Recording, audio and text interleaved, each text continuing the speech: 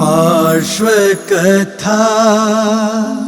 पार्श्व कथा के पुण्यार्चक हैं श्री रमेश गुप्ता, श्रीमती मंजू गुप्ता, पुत्र एवं पुत्रवधू निखिल गुप्ता, अनामिका गुप्ता, नितिन गुप्ता, श्वेता गुप्ता, पौत्र एवं पौत्री Nimit Gupta, Aarush Gupta, Avika Gupta, Anshika Gupta, Rohini, Veer apartment Delhi, firm international packaging, stretch film, shrink film, plain and printed flexible packaging, 229 D ring road, Narayan, New Delhi.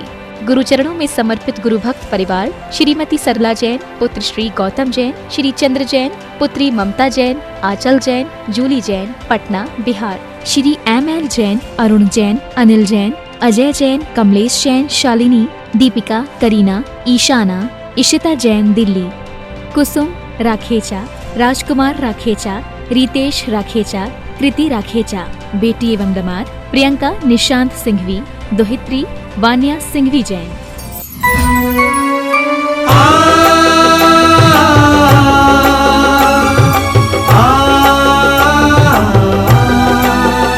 Shri Parshvanath की कथा लौकिक सुनेंगे हम सब प्राणी, और हम योग प्रणेता के श्री मुख से खिरेगी वाणी, और हम योग प्रणेता के श्री मुख से खिरेगी वाणी।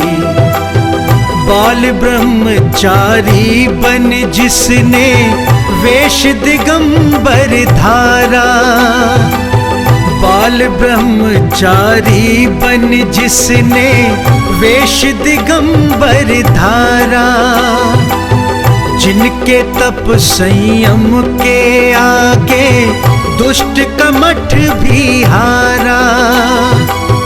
ऐसी अद्भुत दिव्य कथा सुन अचरज में सब ज्ञानी, जिन वाणी चैनल पर फिर से सुनेंगे पार्श्व कहानी, और हम योग प्रणेता के श्री मुख से खिरेगी वाणी। श्री पार्श्वनाथ की कथा लौकिक सुनेंगे हम सब प्राणी, और हम योग प्रणेता के श्री मुख से खिरेगी वाणी, श्री मुख से खिरेगी वाणी।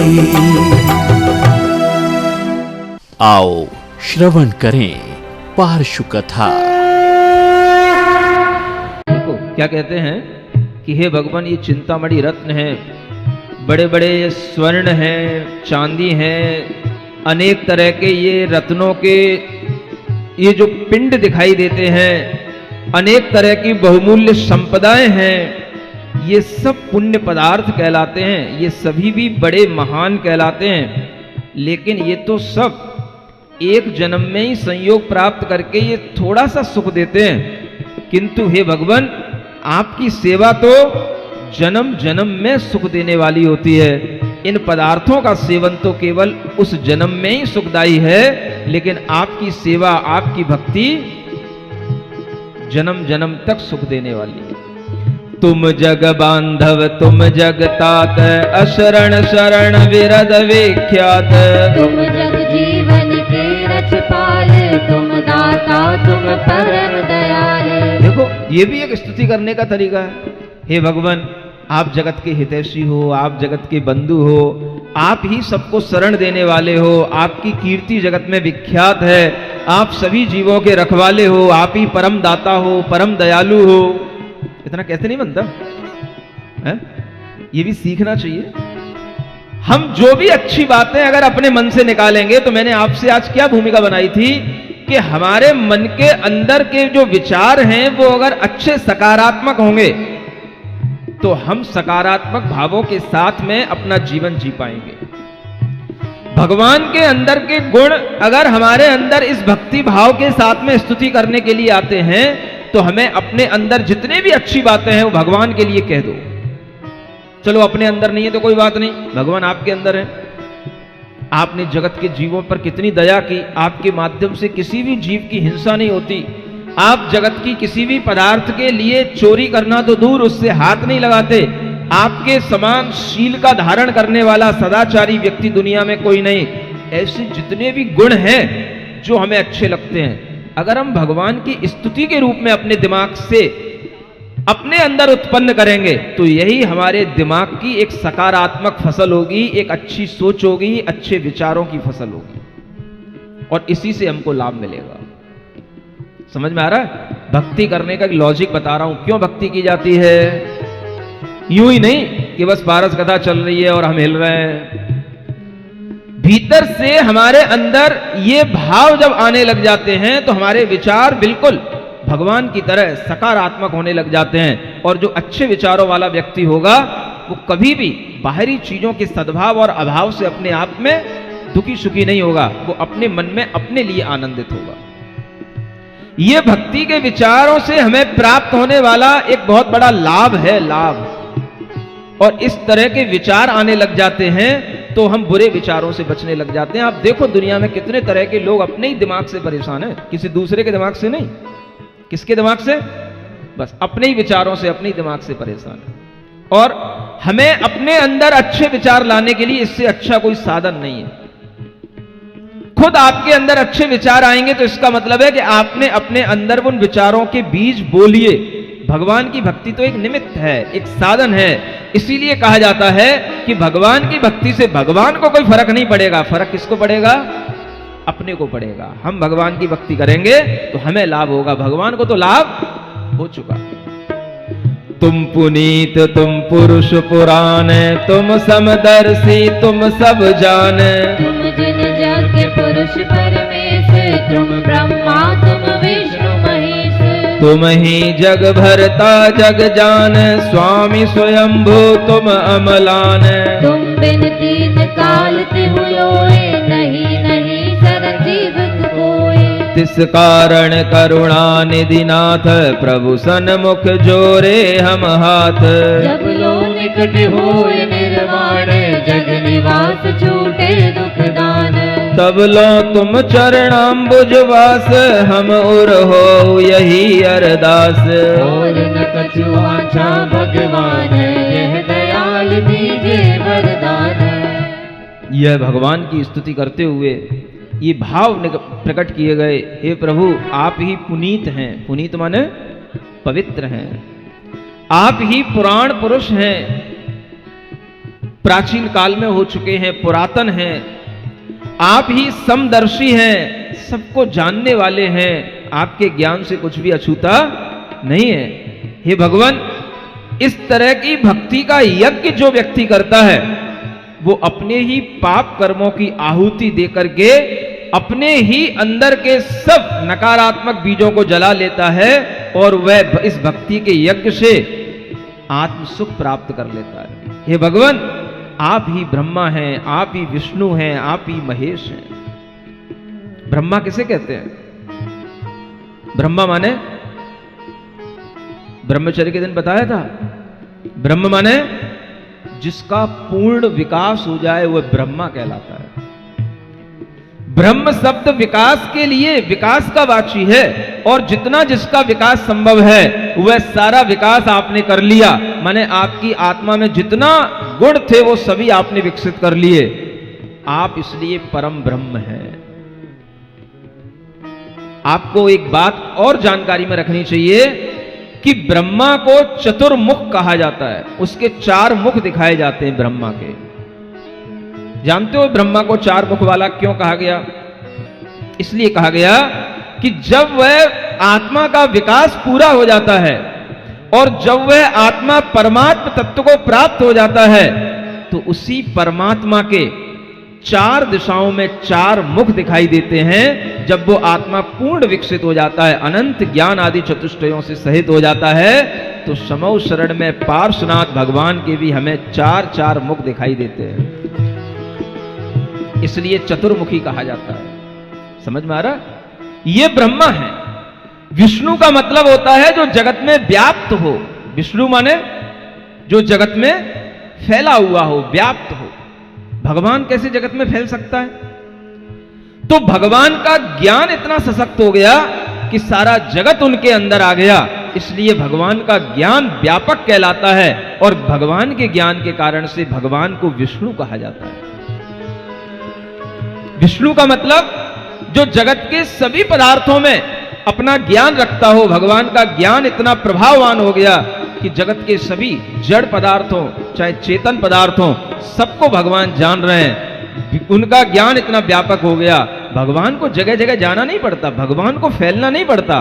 भगवान ने अपने आप को इतना ज्ञान में फैलाया कि उनका ज्ञान में सारा जगत आकर के दिखने लग जाता है, जानने में आने लग जाता है। इसलिए भगवान विष्णु कहलाते हैं। सुन रहे हो? और महेश किसे कहते हैं? जो विश्व को मिटाने वाला हो उसको महेश कहते हैं। जो प्रलय उत्पन्न करने वाला हो उसको महेश कहते हैं? नहीं, महा ईश्वर ऐश्वर्यवान जो होता है उसको महेश कहा जाता है। महा प्लस ईश इज इक्वल टू महेश। समझ आ रहा? ईश का मतलब होता है ऐश्वर्य को धारण करने वाला, और ऐसा ऐश्वर्य कि जिसके चरणों में जितने भी चक्रवर्ती हों, बड़े बड़े राजा हों, देव हों, इंद्र हों, कितने ही बड़े बड़े शक्तिवान वैभववान व्यक्ति हों, सब जिनके चरणों में आकर के झुकते हैं, प्रणाम करते हैं, स्तुति करते हैं, भक्ति करते हैं, इसलिए भगवान ही महेश कहलाते हैं। समझ में आ रहा है? अब इसके अलावा अगर कुछ आप और किसी को भगवान को ब्रह्मा समझो, विष्णु समझो, महेश समझो तो समझो। कल्याण मंदिर स्तोत्र आपके लिए कुछ दिन पहले सुनाया गया था। उसमें एक पद्य आता है, जिसे पी लिया दिग रोगों ने घेर लिया हो अंगों में। समझ आ रहा? ब्रह्मा विष्णु महेश्वर हमारे दिमाग में तब आने लग जाते हैं जब हमारे अंग में जैसे मान लो पीलिया हो जाए तो हमें सब क्या दिखाई देगा? सब पीला दिखाई देगा। अब ये पीलापन कहां से आ गया? ये हमारे भीतर का रोग है, हमारी आंखों का दोष है। चीजें पीली नहीं है, लेकिन हमें सब पीला पीला दिखाई दे रहा है।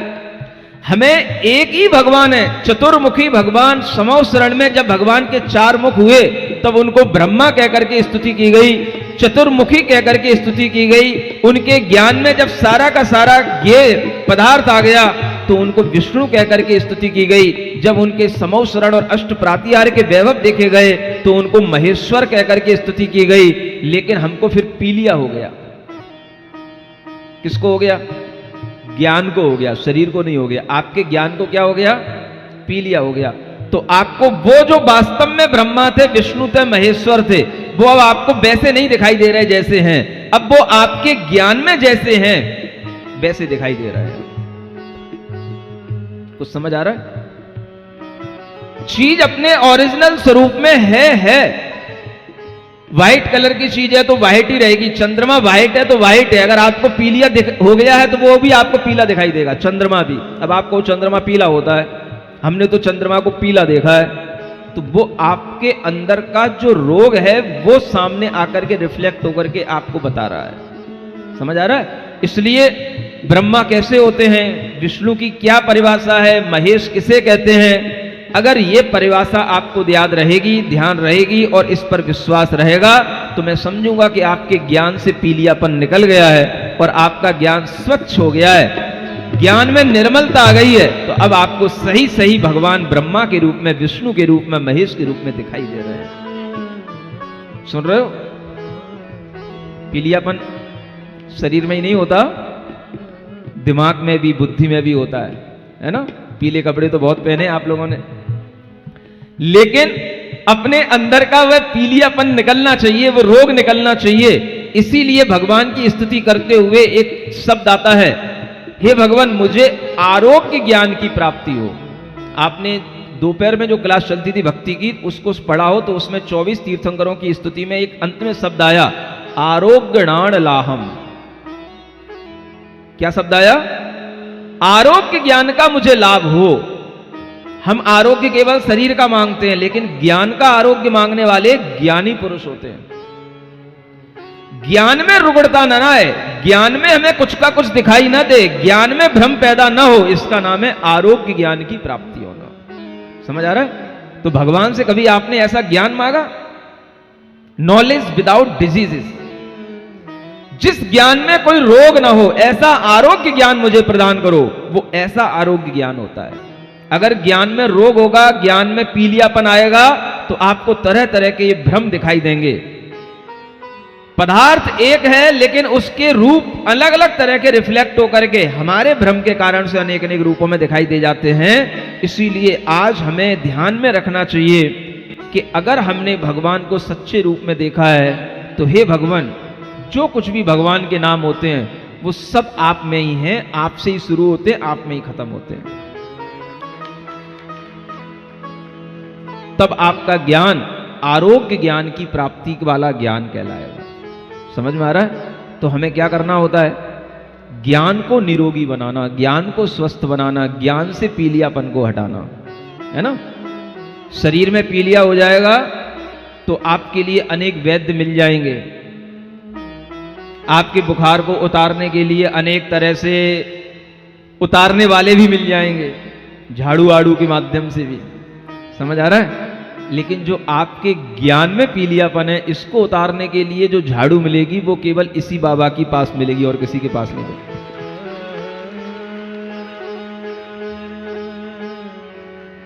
वो टोना टुटका झाड़ू दवाई जो कुछ भी है सब यहीं पर।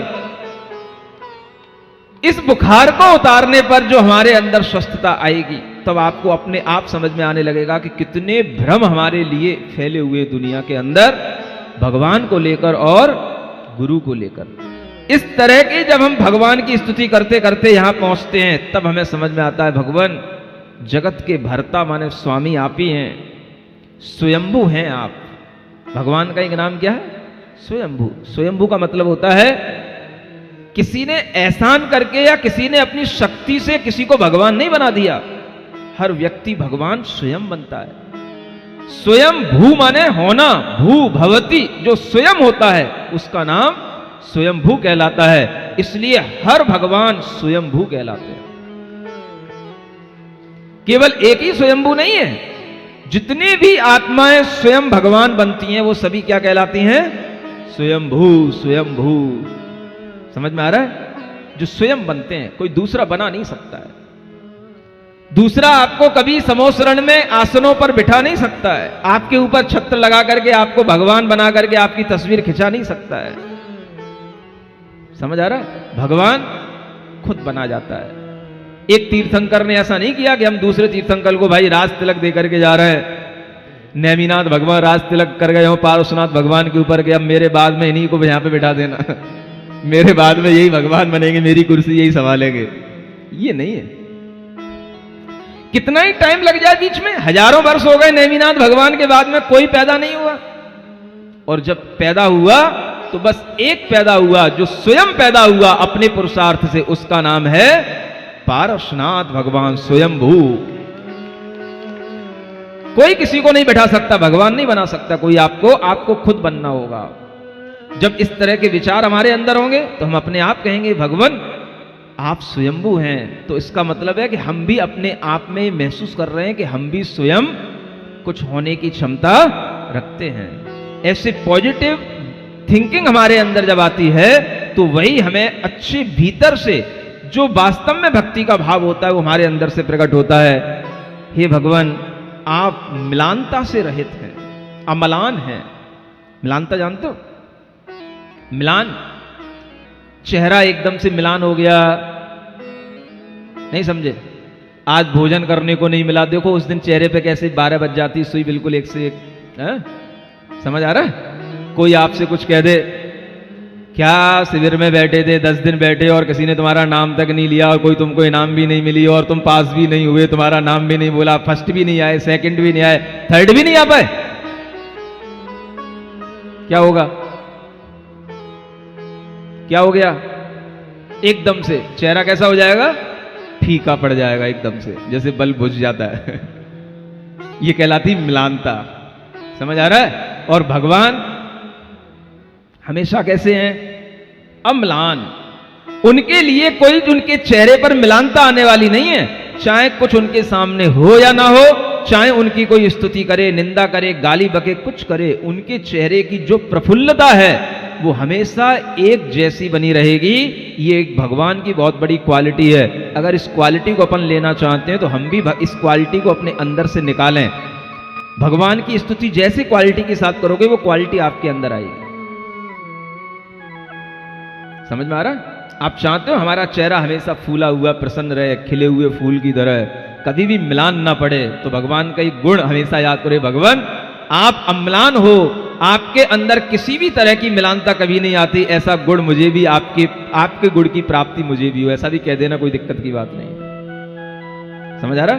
इस तरह से भगवान की स्तुति, तीन काल में तीन लोक में आपके बिना कोई शरण नहीं, करुणा के निधि आप हैं। और हे प्रभु, हम आपके सन्मुख हाथ जोड़ करके खड़े हैं और मेरी ये प्रार्थना है कि जब तक जन्म जन्म में हे भगवान मुझे कोई भी तरह के जन्म मिले, आपकी भक्ति का वरदान मुझे हमेशा मिला रहे, मैं हमेशा आपकी भक्ति करता रहूं।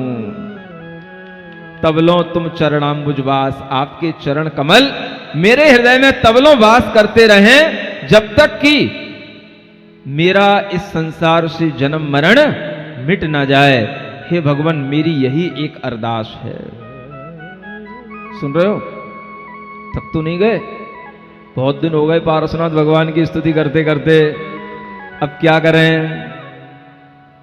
स्तुति से कभी भव्य आत्मा थक नहीं सकता है। समझ आ रहा? इसीलिए स्तुति लंबी खींची जा रही है, लंबी की जा रही है कि आप समझें और हम भी देख पाएं कि ये आगरा वाले थक रहे हैं कि नहीं थक रहे हैं। समझ आ रहा है?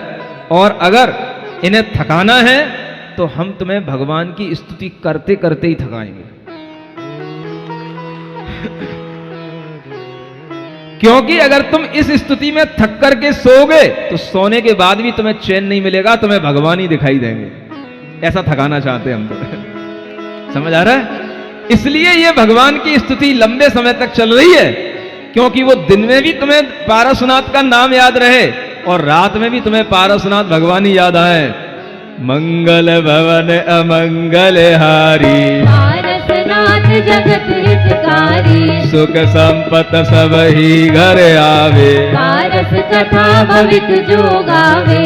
ये विद इंद्रादिक अमर करी बहु भक्ति विधान, निज कोठे बैठे सकल प्रभु सम्मुख सुख मान। जीत कर मेरे पुजे भय केवल लब्धि निवास, ते श्री पारस प्रभु सदा करो विघन घन नाश। ये स्तुति किसने की? ये स्तुति इंद्रों ने की। किसने की? इंद्रों ने ये स्तुति की, देवों ने ये स्तुति की, बहुत प्रकार की भक्ति के साथ ये स्तुति की। और फिर अंत में कहते हैं, हे भगवान, आपने कर्म शत्रुओं को जीत करके जो एक केवल लब्धि की प्राप्ति कर ली है, हे भगवान, यही हमारे सभी विघ्नों का नाश करने वाली भक्ति है। और इस तरह की भक्ति का अपने अपने अंदर से स्तुति के स्वर निकालने के बाद में वो अपने अपने कोठे में बैठ जाते हैं। कहां बैठ जाते हैं? अपने अपने स्थान पर। समझ आ रहा है? और जब वहां अपने स्थान पर बैठ जाते हैं तब भगवान बोलना शुरू करते हैं। बताओ, अब सुनना है भगवान का उपदेश? अब सुनने ही वाला है, बस भगवान का उपदेश सुनने में ही आने वाला है। बस आज शुरू करूं कि कल करूं? है? अब देखो 10:15 होने वाली है ना? तो आप लोग कम से कम इतना रखो ध्यान कि आगरा वाले यहां पर तरह तरह से आ रहे हैं, है ना? आज कमला नगर वाले आए हैं। ये एक एक कॉलोनी के लोग क्यों आते हैं? क्या तुमने अपनी आपस में साठगांठ कर रखी है क्या कि आज मैं नारियल चढ़ाने जाऊंगा, कल मैं जाऊंगा, परसों तुम जाना है? ऐसी आपस में योजना मत बनाओ। भगवान के समोह शरण में हर कॉलोनी से, हर कोठे से लोग आने चाहिए और भगवान के समोह शरण में हर कॉलोनी का व्यक्ति दिखाई देना चाहिए। तब समोह शरण भरा लगेगा तो वह स्तुति करने में भी आपको अच्छा लगेगा। और उसके बाद में जब भगवान का उपदेश होगा तो कल से भगवान का अब उपदेश फिर अब दिव्य ध्वनि फूटने वाली है। भगवान के माध्यम से वह बताया जाने वाला है कि वास्तव में इस जगत में सारभूत चीजें क्या हैं और असारभूत चीजें क्या हैं।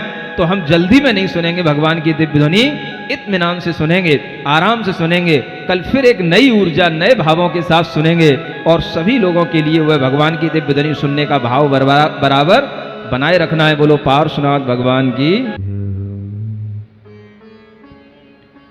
जयतस्तव पार्श्वस्य श्रीमद्भरतुः पदद्वयम्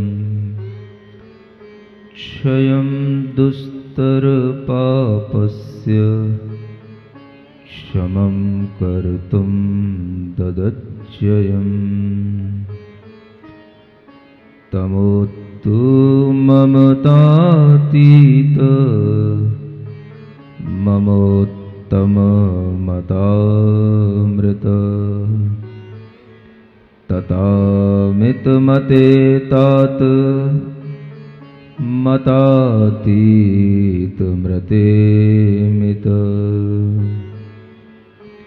स्वचित्तपटयालिख्य जिनं चारुभजत्ययं शुचिरूपतया मुख्य मिनं पुरो निजश्रियम्।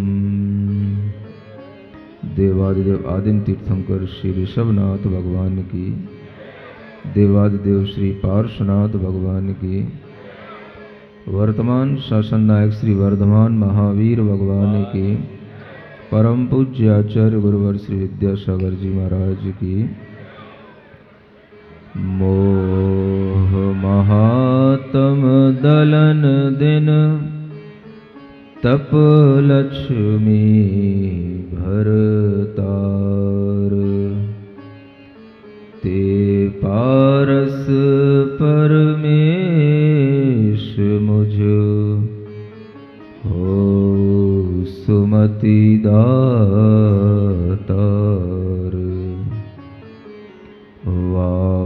वामानंदन कल्पतरु जयो जगत हितकार मुनिजन जाकी आश करी जाचे शिव फल सार जाचे शिव फल सार। तीर्थंकर पार्श्वनाथ भगवान की यह मंगल कथा पार्श्व पुराण के माध्यम से निरंतर चल रही है। भगवान के विषय में हर तरह का ज्ञान जानकारी लेते हुए यह कथा अब भगवान के समूह शरण तक पहुंच गई है, जहां तीर्थंकर बनकर के वस्तुतः विराजमान होने का और जिन्हें हम भगवान कहते हैं उनको भगवान रूप में मानने का, समझने का एक अवसर जो भव्य जीवों को मिलता है वह यही सही समय होता है। यूं तो भगवान अनेक रूपों में हम जानते हैं, अनेक रूपों में कहे जाते हैं, लेकिन भगवान का सच्चा स्वरूप अगर देखने को मिलता है तो वह समौशरण में विराजमान, गंध कुटी के ऊपर विराजमान उन तीर्थंकर भगवान को देख करके लगता है। बच्चों के मन में, बड़ों के मन में, जानकार लोगों के मन में और अजानकार लोगों के मन में भी अनेक तरह के प्रश्न आते हैं कि भगवान क्या करते हैं, कैसे होते हैं, भगवान को क्या लिखना पड़ता है, क्या कहना पड़ता है। ऐसे तरह तरह के प्रश्न हमारे सामने आते हैं। अगर हम इस पार्श्वनाथ कथा के माध्यम से पार्श्वनाथ भगवान के बारे में जानते रहे हैं और जानते रहेंगे तो हम समझ पाएंगे कि दुनिया में भगवान भगवान कहकर के अनेक लोगों को कहा जाता है, लेकिन वास्तव में भगवान कैसा होता है, भगवान का क्या कार्य होता है और भगवान किस रूप में रहता है, ये अगर हमें देखना है तो हम समो शरण में स्थित तीर्थंकर भगवान को देखने की, जानने की कोशिश करें। भगवान का रूप कैसा होता है, भगवान की मुद्रा कैसी होती है, भगवान का काम क्या होता है, ये सब आपको ज्ञान तीर्थंकर भगवान का समो शरण में रूप देखकर और उनकी दिव्य ध्वनि सुनकर के ही पता पड़ेगा। आपसे अगर कभी पूछा जाए कि भगवान क्या करते हैं तो आप क्या बताओगे? भगवान का मतलब हमारे सामने दो रूपों में होता है, एक अरिहंत भगवान होते हैं और एक सिद्ध भगवान होते हैं। जब हम अरिहंत भगवान की बात कहते हैं तो अरिहंत भगवान में अभी कुछ हमें कार्य दिखाई देता है, वो कुछ करते हैं, वो कुछ कहते हैं, उनके द्वारा कुछ होता है।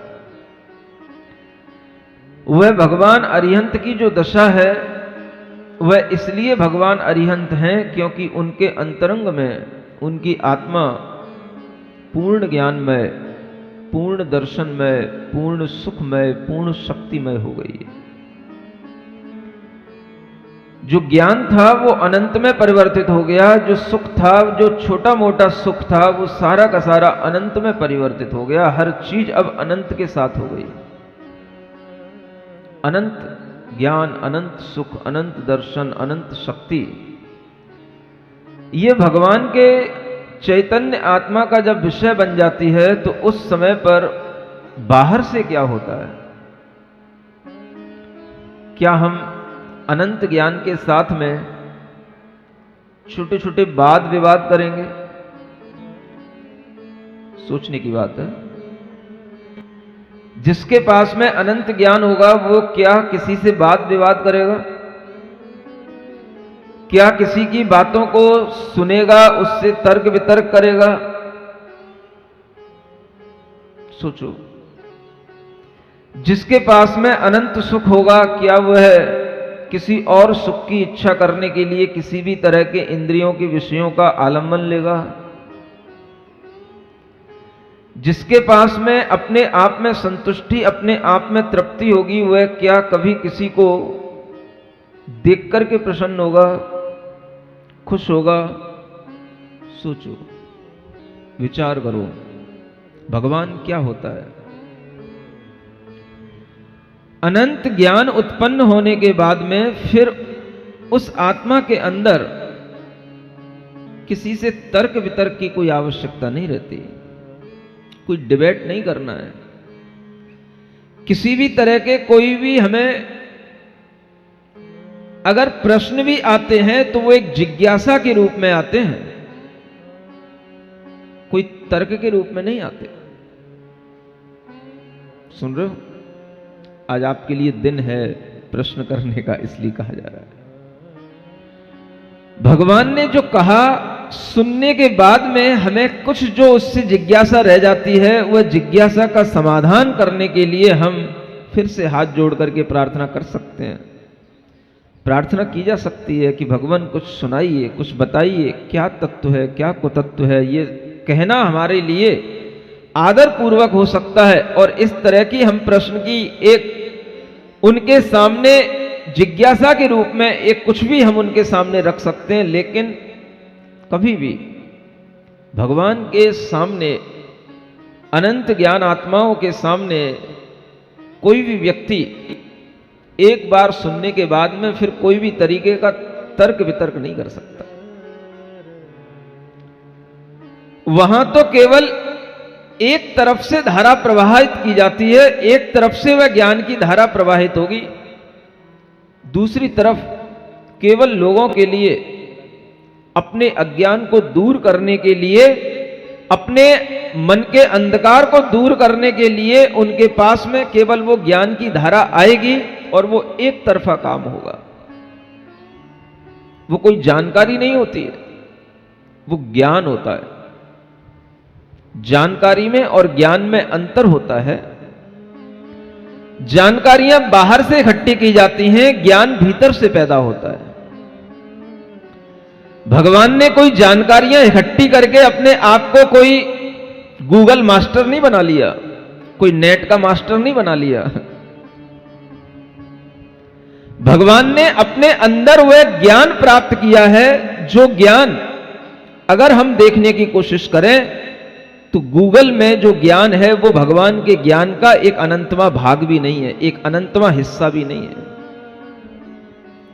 वह ज्ञान जिनके अंदर होता है, ऐसा ज्ञान का भाव जिनके अंदर होता है, वह सिर्फ जब बोलते हैं तो सिर्फ ज्ञान ही देते हैं, और जब उनके ज्ञान का प्रवाह चलता है तो जितना भी दुनिया के अंदर लोगों में अंधकार अज्ञान का छाया रहता है वो सारा नष्ट होता है, सब दूर हो जाता है।